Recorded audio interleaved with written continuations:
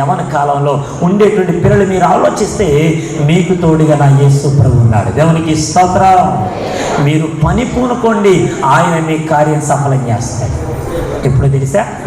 సందేహం లేకుండా దేవుని మీద ఆధారపడినప్పుడు. ఆమె ఇంకో మాట చెప్తాను, గుర్తుపెట్టుకున్నామా? మాట్లాడద్దు, ఇది దేవుని సన్నిధి, మాట్లాడద్దాం. చాలా జాగ్రత్త కింద. సందేహాలు లేకుండా నీ సందేహాలు తీర్చబడాలంటే, నీలో నాలో ఉండేటువంటి ప్రతి విధమైనటువంటి ఆలోచన నెరవేర్చబడాలంటే, ఇదిగో ఇక్కడ శిష్యులతో నా యేసు ప్రభు మాట్లాడుతున్న మాట ఏంటంటే, వారు ఆ చెట్టును చూశారంట, యేసు ప్రభుతో వెళ్ళారు, యేసు ప్రభుతో ఉన్నారు, ఇవన్నీ చూశారు. ఆ చెట్టు దగ్గరికి వెళ్ళి ఆ ఫలాలు చూసి నా ప్రభు వెతికేసరికి అక్కడ ఒక్క పండు కూడా, ఒక్క ఫలము కూడా కనబడపోయేసరికి నా యేసు ప్రభు శపిస్తే, మరుసటి ఉదయమున వాళ్ళు ఆ త్రోవని వెళుతూ ఉండగా ఆ చెట్టు శపితమైపోయి ఎండిపోయి ఆ రీతిగా ఉండడం చూసి ఇప్పుడు శిష్యులు యేసు ప్రభుని అడుగుతున్నారు, అయ్యా నువ్వు చెప్పగానే చెట్టు మొత్తం అంతా కూడా ఎండిపోయిందయ్యా, శపించబడిందయ్యా, వేరుతో సహా బయటకు వచ్చేసింది, అసలు నీ మాట ఎంత గొప్పది అని యేసు ప్రభుతో మాట్లాడుతుంటే యేసు ప్రభు తిరిగి రిప్లై ఇస్తున్నారు, అయితే మీరు దేవుని యందు విశ్వాసం ఉంచండి. హల్లెలూయా. శబ్దం దగ్గరగా హల్లెలూయా. ఇప్పుడు చెప్పండి, మనలో ఏముండాలి? విశ్వాసం ఉండాలి. హెబ్రీ పత్రిక 11:6 విశ్వాసము లేకుండా దేవునికి ఇష్టడై ఉండుట. ఈరోజు యవన కాలంలో వచ్చినటువంటి బిడ్డలు ఇంట్లో ఏమి కష్టపడకుండా ఏమి తేకుండా ఉంటే ఇంట్లో వాళ్ళకి గెంటేస్తున్నారు బిడ్డల్ని. మరొక మాట చెప్పాలంటే తల్లిదండ్రులకి అది గెంటేసేది, ఈ యవనస్తులే గెంటేస్తున్నారు తల్లిదండ్రులని. కొంతమంది అంటున్నారు, ఇదిగో అమ్మా నువ్వు చాలా ముసలిదాని అయిపోయావు, నీ వల్ల నాకు ఎటువంటి ఉపయోగం లేదు. నాన్న అసలు నువ్వేంటి ఇలా ఉన్నావు, ఎప్పుడు త్రాగుడికి బానిస అయిపోయావు కదా, అసలు నీ వల్ల నాకు ఎటువంటి ఉపయోగం లేదు, వెళ్ళిపో అని ఈ తల్లిదండ్రుల్ని యవన కాల దశలోకి వచ్చినటువంటి పిల్లలు వాళ్ళని బయటికి పంపించేస్తూ ఉన్నారు. అనేకమైనటువంటి అనాథ శరణాలయాల్లో, వృద్ధాశ్రమంలో వారిని జాయిన్ చేస్తూ ఉన్నారు. ఎందుకో తెలుసా? దేవుని యందు విశ్వాసం లేనప్పుడు ఇటువంటి కార్యాలు తలపెడతా ఉంటారు. గమనించండి, మోషే పారిపోయాడేమో కానీ నా ప్రభు మాత్రం మోషేని విడిచిపెట్టల. హల్లెలూయా. ఎన్ని సంవత్సరాలు అయితే దేవుని యొక్క సన్నిధానానికి దూరమై వెళ్ళిపోయినటువంటి మోషేని మరలా 80 సంవత్సరాల కాలంలో మరలా నా ప్రభు మోషేని ఎన్నుకున్నాడు. నేను అంటాను, నువ్వు యవన కాలంలో దేవుని కొరకు ఏ పని అయితే చేయాలని పూనుకున్న తర్వాత చేయలేకపోవడం కారణం చేత నువ్వు బయటికి వెళ్ళిపోతున్నావేమో. అయ్యో సంఘంలో నన్ను ఎవరు పలకరించట్లేదు, నన్ను ఎవరు బాధ్యతగా తీసుకోవట్లేదు, నన్ను ఎవరు కూడా చేరదీయట్లేదు, నాతో ఎవరు స్నేహంగా ఉండట్లేదు, ఇక నేనేం చేస్తాను సంఘానికి, నా వల్ల ఏమవుతుంది అని దూరం అయిపోతున్నటువంటి వాళ్ళు ఎవరైనా సరే దేవుని కొరకు నిలబడగలిగినటువంటి వారిగా ఉంటే నీ సందేహాలు తీర్చబడతాయి. నువ్వు దేవుని కొరకు మరలా నూతన వ్యక్తిగా మార్చబడగలవు. నీ జీవితాన్ని నా ప్రభు సంస్కరించగలడు. దేవునికి స్తోత్రం. శబ్దం దగ్గరగా హల్లెలూయా. ఇందాక పాడుకున్న పాట, నన్ను చూచువాడా నన్ను కాచువాడా. ఈరోజు మనం ఏం చేస్తున్నాం అన్నీ ఆయనకి తెలుసు. దేవునికి స్తోత్రం. శబ్దం దగ్గరగా హల్లెలూయా. 2 విషయంకి వెళ్తున్నాం, త్వరగా సమయం అవుతుంది, ముగించుకుందాం. మార్కు సువార్త 11:22 భాగం. మరలా అందుకు యేసు, మీరు దేవుని యందు విశ్వాసం ఉంచండి. అమ్మ బాగా వినండి, ఎవరైనాను ఈ కొండను చూచి నువ్వు ఎత్తబడి సముద్రంలో పడవేయమని చెప్పి తన మనసులో సందేహింపగా తాను చెప్పినది జరుగునని నమ్మిన ఎడల వాడు చెప్పినది జరుగునని మీతో నిశ్చయముగా చెప్పుచున్నాను. దేవునికి స్తోత్రం. స్తోత్రం. హల్లెలూయా. హల్లెలూయా. అమ్మ కొంచెం ఈ మైక్ ప్రాబ్లం ఉంటే నాకు వేరే మైక్ ఉండమ్మా. స్తోత్రం. హల్లెలూయా. స్తోత్రం. స్తోత్రం. Hallelujah. Hallelujah. Hallelujah. Thank you sir. కొంచెం ప్రాబ్లం ఉంది. Okay, thank you. చూడండి, దేవునికి స్తోత్రం. హల్లెలూయా. స్తోత్రం. హల్లెలూయా. హల్లెలూయా. హల్లెలూయా. హల్లెలూయా. స్తోత్రం. హల్లెలూయా. దేవునికి స్తోత్రం. హల్లెలూయా. 2 చేతులు పైకి దగ్గర దేవుని స్తోత్రాలు చెల్లిద్దాం. హల్లెలూయా. హల్లెలూయా. మొదటిది, మనం దేవునికి ఏ రీతిగా ఉండాలో మనం నేర్చుకుందాం. ఒకటి, మనలో ఏముండకూడదు, మాట్లాడాలి, ఏముండకూడదు, సందేహం ఉండకూడదు. ఈరోజు మనం చేసేటువంటి కార్యక్రమాల్లో కానీ, దేవుని పట్ల ఎదిగేటువంటి విధానంలో కానీ ఎన్ని చేసినా మన జీవితంలో ఏ ఉండకూడదు, సందేహింపక అడగాలంట. దేవునికి స్తోత్రం. యాకోబు పత్రిక 1:5 మీలో ఎవరికైనాను జ్ఞానము కొదువుగా ఉన్నాయలా వాడు మనుషులను అడగవలెను అని ఉంది కదండి. మాట్లాడరే మరి. దేవునికి స్తోత్రం. ఎవరిని అడగాలి? ఏముంటే మనలో జ్ఞానము కొదువుగా ఉంటాయి, అది దేవుణ్ణి అడగాలి. ఫర్ ఎగ్జాంపుల్, మోసే గారికి అన్ని విద్యలు నేర్చుకున్నాడేమో కానీ, అన్ని విషయాల్లో ఉన్నాడేమో కానీ దేవుని మీద ఆధారపడడం మర్చిపోయాడు. అతను పారిపోయి వెళ్ళిపోయాడు, సందేహించాడు, వెళ్ళిపోయాడు. అయ్యో నా వల్ల అవ్వదు, ఇంకా వెళ్ళిపోదాం అని చెప్పి వెళ్ళిపోయాడేమో కానీ నా దేవుడు మాత్రం మోషేని మర్చిపోలేదా, మోషేని విడిచిపెట్టలేదు. మోషేని ఎంతగానో ఆయన చాలా తోడుగా నీడగా ఉన్నాడు. దేవునికి స్తోత్రం. ఇక్కడ రెండో విషయం ఏంటంటే, యేసు ప్రభువు వారు చెబుతూ మరొక మాట అంటున్నాడు. ఏంటి ఆ మాట అంటే, మీలో ఎవరైనాను ఈ కొండ ఎత్తవేయబడి సముద్రంలో పడవేయబడమని నమ్మకంతో ఎవరైనా చెప్పగలిగిన వారు ఉంటే ఖచ్చితంగా ఆ సముద్రంలో ఈ కొండ పడవేయబడుతుంది. అక్కడ రాయబడిన మాట ఏంటంటే, నమ్మకం ఉంచండి. దేవునికి స్తోత్రం. దాని అర్థం ఏంటంటే, రెండో మాట నేను రాసుకున్న మాట, మీరు మీ జీవితాలు సరి చేసుకోండి. దేవునిలో ఎంతైతే అయిష్టత కలిగి ఉన్నారో, దేవుని పట్ల ఎంతైతే వ్యతిరేకంగా ఉన్నారో, మీ జీవితాలు ఎంతైతే దేవునికి దూరంగా ఉంచుకున్నారో, మీ జీవితాలు మరలా సరిచేయబడితే మీ జీవితంలో గొప్ప కార్యాలు చూస్తారు. దేవునికి స్తోత్రం. గట్టిగా హల్లెలూయా. ఇక్కడ రాబడిన మాట నమ్మకం వచ్చండి. మార్కు సువార్త 9వ రాబడిన మాట 29వ నమ్ముట నీవలనైతే నమ్మువానికి సమస్తమును సాధ్యమే. అప్పుడు చెప్పండి, యవనస్తులు తమ జీవితాలను సరి చేసుకోవడానికి ఇష్టపడేవారు ఉండాలి. హల్లెలూయా. తల్లిదండ్రులు అంటూ ఉంటారు, నాన్న ఈరోజు యువజనుల ఆదివారం కదరా, మరి త్వరగా రెడీ అయ్యి సన్నిధికి వెళ్ళు, ఇదిగో నీకు కూడా ఏదో ఒక వేరొక దాంట్లో నేను పార్టిసిపేట్ చేపిస్తారు, వెళ్ళరా నాన్న అంటే ఇప్పుడు ఎవరి బిడ్డలు అంటారు, ఎందుకులే అమ్మా వాళ్ళు ఉన్నారు కదా, వాళ్ళు చేసుకుంటానులే, నాకెందుకు ఇదంతా, వాళ్ళు ఉన్నారు కదా అని చెప్పేటువంటి యవన బిడ్డలు కొంతమంది అయితే, మరికొంతమంది అంటూ ఉంటా మాట ఏంటంటే, ఇదిగో నా చేతుల మీదుగా నేను ఇవన్నీ చేస్తున్నాను కాబట్టి నా యవన బిడ్డలు, నా తోటి వారు వీళ్ళందరూ కూడా దేవుళ్ళు చక్కగా ఎదగడానికి నేను ప్రార్థన చేస్తానమ్మా, దేవుళ్ళు ఎదుగుతానమ్మా, వారందరిని నడిపిస్తానమ్మా, ఎవరైతే రావట్లేదో వారందరిని తీసుకొస్తాను అనేటువంటి ఒక పాజిటివ్ యాటిట్యూడ్తో వారు ముందుకెళ్ళి ఆ యవన బిడ్డలందరినీ కూడా ప్రభు సన్నిధికి తీసుకొస్తారు. దేవునికి స్తోత్రం. పాస్టర్ గారు తన వాక్యం చేత, దేవుని యొక్క మాట చేత గద్దిస్తున్నప్పుడు ఎవరైతే సరి చేసుకోవడానికి ఇష్టపడతారో వారి జీవితాలు బాగుపడతాయి. దేవునికి స్తోత్రం. గట్టిగా హల్లెలూయా, హల్లెలూయా. ప్రియ దేవుని పిల్లలారా, ఇదిగో మొట్టమొదటిది మనము సందేహింపక అడగాలి దేవునిలో. రెండవది సరి చేసుకోవడానికి ఇష్టపడి ఉండాలి. ఆమేన్. ఏముండాలంటే రెండవది సరి చేసుకోబడాలి. దేవునికి స్తోత్రం.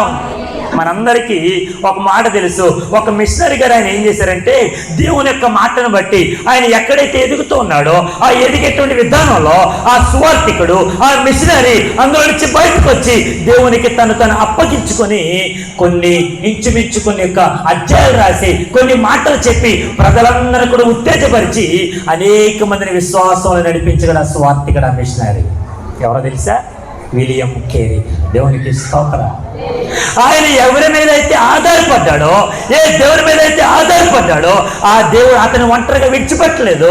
ఎప్పుడు కూడా అతన్ని చేయి విడనాడకుండా ఎంతగానో తోడుగా ఉండి అనేకమైనటువంటి పలు సందర్భాల్లో దేవుని మాటలు హెచ్చరిక చేయడానికి, దేవుని ఎదిగింప చేయడానికి దేవుడు ఎంతగానో వాడుకున్నాడు. దేవునికి స్తోత్రం.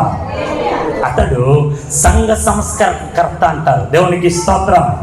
అతను సంస్కరించాడు సమాజాన్ని. దేవుని కొరకు కొంతమంది వ్యక్తులను లేవనెత్తాడు.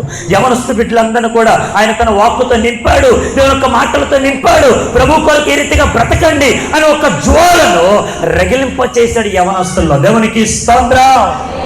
ఈ రోజున యవన పిల్లలు సరైనటువంటి దారిలో ఉంటే సమాజం అంతా కూడా సరైనదిగా ఎదుగుతుంది. హల్లెలూయా. గట్టిగా హల్లెలూయా. ఈరోజు నీ యవన పిల్లలు ఎదిగేవారిగా ఉండాలి. ఇందులో విశ్వాసములు ఎదిగితే ఒకటి సందేహాలు తొలగిపోతాయి, రెండు విశ్వాసములు ఉంటే దేవుని మీద విశ్వాసం ఉంచగలిగితే వారు సరిచేయబడడానికి ఆస్కారం ఉంది. దేవునికి స్తోత్రం. చెప్పండి, యవన బిడ్డలు ఎప్పుడైతే తమ జీవితాన్ని సరి చేసుకోవడానికి ఇష్టపడతారు, ఒక మాట చదవండి, కీర్తన గ్రంథం 119వ సంకీర్తన 9వ వచన భాగం. కీర్తన గ్రంథం 119వ సంకీర్తన 9వ వచన భాగం. యవనస్తులు దేని చేత తమ నడతను శుద్ధిపరచుకుందరు? చేతనే కదా. దేవునికి స్తోత్రం. దేని బట్టి మారుతుందంటే యవనస్తులు వారి జీవితాలు దేవుని యొక్క వాక్యపు వెలుగును బట్టి. హల్లెలూయా, హల్లెలూయా. ప్రియ యవనస్తులారా, ప్రియ దేవుని పిల్లలారా, ఈ రోజు యువజనుల సంఘంలో లేదంటే యువజనుల ఆదివారపు ఆరాధనలో కూడి చేరి ఉన్న మనందరిని బట్టి నా ప్రభు మహిమ పొందుతున్నాడు. రెండోది ఏంటంటే, ఇదిగో మీరు సరిచేయబడి ఎక్కడైతే ఆగిపోయారో, ఏదైతే చేయలేకపోతున్నారో, ఇది నా వల్ల కాదనుకుంటున్నారో అవన్నీ కూడా ప్రభు మీ చేత జరిగించును గాక. హల్లెలూయా. చాలా మంది యవనస్తులు దేవునికి దూరంగా ఉండడానికి ఇష్టపడుతున్నారేమో కానీ దేవుని మీద ఆధారపడినటువంటి యవన బిడ్డలు అనేక మందిని ప్రభు సన్నిధిని నడిపిస్తారు. ఆమె హల్లెలూయా. నేను కూడా యవన కాలంలో ఉంటున్నటువంటి సందర్భాలలో దేవుళ్ళు చక్కగా ఎదిగేటువంటి విధానంలో మా నాన్నగారు పాస్టర్ గారేమో కానీ నేను మా నాన్నగారు పాస్టర్ గారు అయినప్పటికైనా దేవుని యొక్క వాక్యంలో చాలా స్పీడ్గా ఉండేటువంటి వాడిని కానీ దేవుని యొక్క సన్నిధానంలో అటు ఇటు అల్లచర్రగా తిరుగుతూ మా నాన్నగారు చెప్పిన మాట వినకుండా దేవుని మాటకు లోపడకుండా ఏదో నా ఇష్టానుసారంగా బ్రతుకుతూ ఉంటున్నటువంటి సందర్భాలలో నా దేవుడు తన వాక్కు చేత నాతో మాట్లాడిన మాట, ప్రియ యవనస్తుడా, ఇదిగో ఈ రోజే గనక నీ ప్రాణం పోతే ఎక్కడికి వెళ్తుంది? ఈ రోజే గనక నీ ప్రాణం ఆగిపోతే, నీ గుండె ఆగిపోతే, నీ ఊపిరి ఆగిపోతే నువ్వు ఎక్కడికి వెళ్తావు? దేవుని మాటకు విధేయత కలిగి నీ యొక్క జీవితాన్ని దేవునికి సమర్పించుకోగలిగితే నా దేవుడు నిన్ను ఉన్నత స్థాయిలో వాడుకుంటాడు అని ఒక వాగ్దానం చేత, ఒక ప్రవచనం చేత నాతో మాట్లాడగా నా జీవితాన్ని దేవునికి సబ్మిట్ చేస్తున్నాను, అర్పించుకున్నాను, నేను సరి చేసుకున్నాను. ఈరోజు నీ సేవలో ఉండడానికి గల కారణం దేవుని కృప మాత్రమే. హల్లెలూయా, హల్లెలూయా. ఇప్పుడు చూడండి, ఈరోజు ఆదివారం అవగానే యవనస్తులందరూ కూడా బయట రోడ్ల మీద కనబడతా ఉంటారు. వారు ఎక్కడెక్కడికి విహార యాత్రలకనో, సినిమాలకనో, షికార్లకనో అటు ఇటు వెళ్ళడానికి ఇష్టపడుతూ ఉంటారు. మరి దేవుని సన్నిధిలో దేవుడు నీకు ఇచ్చిన ఆయుష్కాలం, దేవుడు నీకు ఇచ్చినటువంటి జీవితకాలం, దేవుడు నీకు ఇచ్చినటువంటి యొక్క మంచి దినమున దేవుని కొరకు నువ్వు ఏ రీతిగా వాడబడగలుగుతున్నావు? కీర్తన గ్రంథం 18వ సంకీర్తన 26వ వచనంలో ఇది యెహోవా ఏర్పాటు చేసిన దినం, దీని యందు మనం ఉత్సహించి సంతోషిద్దాం. హల్లెలూయా. మొట్టమొదటిది యవన కాలంలో ఇదిగో యేసుక్రీస్తు ప్రభువు వారు ఆ శిష్యులకు బోధించిన మాట ఏంటంటే, మీలో ఎవరు కూడా సందేహింపకుంటే గనక మీ జీవితంలో జరగాల్సిన కార్యాలు జరుగుతాయి. 2 నమ్మకం ఉంచండి, అనగా 1 సందేహాలు తొలగిపోతాయి, 2 మీరు సరిచేయబడతారు. 3వది చెప్పి నేను ముగిస్తాను. చదవండి 24వ వచన భాగం, మార్కు సువార్త 11వ అధ్యాయం. అందుచేత ప్రార్థన చేయనప్పుడు మీరు అడుగుచున్న వాటినెల్లను పొంది ఉన్నామని నమ్ముడి, అప్పుడవి మీకు కలుగునని మీతో చెప్పుచున్నాను. దేవునికి స్తోత్రం. ఇక్కడ 3వ మాట నేను రాస్తున్నది ఏంటంటే, 3 సంరక్షింపబడుట. హల్లెలూయా. చెప్పండి గట్టిగా, హల్లెలూయా. ఏం చేయబడతారంటే 3వది సంరక్షింపబడట. ఫర్ ఎగ్జాంపుల్, మనం ఒక విధానంలో వెళుతున్నప్పుడు, ఒక కుటుంబంలో మనం జీవిస్తున్నప్పుడు, ఒక సమాజంలో మనం బ్రతుకుతున్నప్పుడు అనేకమైనటువంటి పలు సందర్భాలలో, సమస్యలలో, ఇరుకులలో, ఇబ్బందులలో ఎన్ని వచ్చినా కానీ నాకు నా కుటుంబం ఉంది, నాకు నా సమాజం ఉంది, నాకు నా సంఘం ఉంది అని అనుకుంటూ ముందుకు వెళ్తూ ఉంటాం. కానీ ఒక దినాలలో ఎవరు కూడా మనతో మాట్లాడకుండా, ఎవరు కూడా మనతో మనల్ని చేరదీయకుండా, ఎవరు కూడా మనల్ని ఆహ్వానించకుండా, ఎవరు కూడా మనతో సన్నిహితముగా ఉండకుండా ఉంటున్నటువంటి దినాలలో నువ్వు ఏడుస్తున్నప్పుడు నిన్ను సంరక్షించిన వాడు నజరేయుడైన యేసు. దేవునికి స్తోత్రం. గట్టిగా హల్లెలూయా. యవన కాలంలో ఎక్కువగా శోధనలకు గురవుతూ ఉంటారు, యవన కాలంలో ఎక్కువగా ఒత్తిడికి గురవుతూ ఉంటారు, యవన కాలంలో ఎక్కువగా బాధ్యత తీసుకోవడానికి ఇష్టపడుతూ ఉంటారు.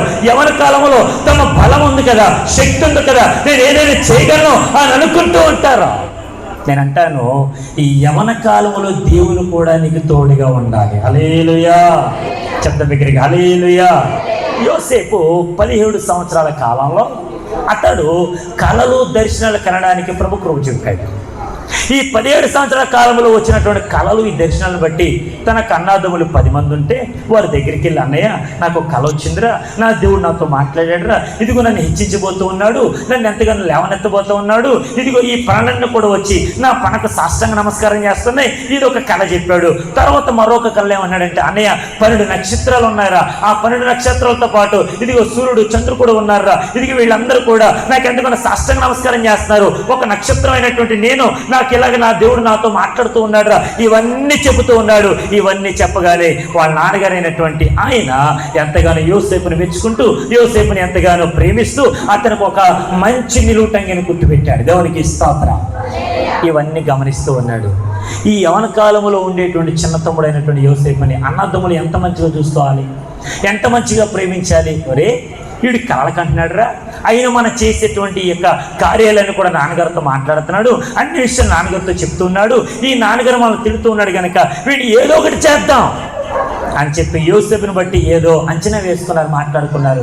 అతను పట్టుకున్నారు, అతను అంగీకరించారు, అతనేమో నీళ్లు లేని బావిలో పడేశారు, మరలా లేవనెత్తారు, మిద్దె నీళ్ళు వస్తూ ఉండగా వాళ్ళకి 20 వెండి నాణాలు కమ్మేశారు. ఇదంతా అయిపోయింది. అతనేమో మరలా ఐగుప్తు దేశానికి వెళ్ళిపోయాడు. ఐగుప్తు దేశంలో ఉండేటువంటి పొతీఫరు అనేటువంటి అధికారి కింద ఇంటిలో బానిసగా బ్రతుకుతూ, దాసుడిగా బ్రతుకుతూ తన జీవితాన్ని వెళ్ళగూస్తూ ఉంటున్నప్పుడు పొతీఫర్ యొక్క భార్య అతని మీద కన్నేసింది. అతని జీవితాన్ని నాశనం చేయాలనుకుంది, అతని జీవితాన్ని ఎంతగానో ప్రభావితం చేద్దాం అనుకుంది. కానీ ఎన్ని చేసినా యోసేపు దేనికి లోబడకుండా దేవునికి తను అప్పగించుకున్నాడు, సంరక్షించబడ్డాడు. దేవునికి స్తోత్రం. గట్టిగా హల్లెలూయా. యవన కాలములో ఎవరికి ప్రలోభాలకి లోనవ్వకుండా దేవునికి నిన్ను అప్పగించుకోగలిగితే నువ్వు సంరక్షింపబడేటువంటి గుంపులో ఉంటావు. హల్లెలూయా. శబ్దం బిగ్గరగా హల్లెలూయా. ఈ రోజున యవన కాలములో ఉండేటువంటి ఈ పిల్లలు, ఈ యొక్క యూత్ ఎవరైతే ఉన్నారో దేవుని కొరకు కొంతమంది రగిలించేవారుగా ఉందురుగాక. ప్రభు వారందరినీ ఇంకను ప్రజ్వలింపచేయునుగాక. ప్రభు వారందరినీ అనేకమైనటువంటి పరిస్థితుల నుండి వెళ్ళినప్పటికైనా వారందరినీ హెచ్చించునుగాక. ఒక మాట చెప్తాను, భాగ్యమేనండి. ఇప్పుడు అంజూరపు చెట్టు ఎండిపోయింది కదా, ఎండిపోయినటువంటి అంజూరపు చెట్టు యవనస్తులకు సాదృశ్యంగా ఉందని చెప్పుకుందాం. ఈ అంజూరపు చెట్టుకి ఆకులు ఉన్నాయి, ఫలాలు లేవు కదా. మరి ఫలాలు లేని చెట్టు ఈ యూత్ ఎవరైతే ఉన్నారో దేవుని దగ్గరికి వచ్చి, అయ్యా నీ శాపం నా మీద రావద్దు, నేను ఫలించడానికి నాకు ఒక మరో అవకాశం ఇవ్వండి, నన్ను బలపరచండి, నన్ను వాడుకోండి, నేను నీ సన్నిధిలో ఉంటాను ప్రభువా, నేను నీ మాట వింటాను ఆయన, నీకు లోపడతానయ్యా, అయ్యా నన్ను దీవించు అని ఎవరైనా తమ తప్పిదమును ఒప్పుకోవడానికి, సరిచేయబడడానికి ఎవరైనా ఇష్టపడితే ఆ ఫలాలు లేని చెట్టు ఫలాలతో నింపబడును గాక. శబ్దం దగ్గరగా హల్లెలూయా.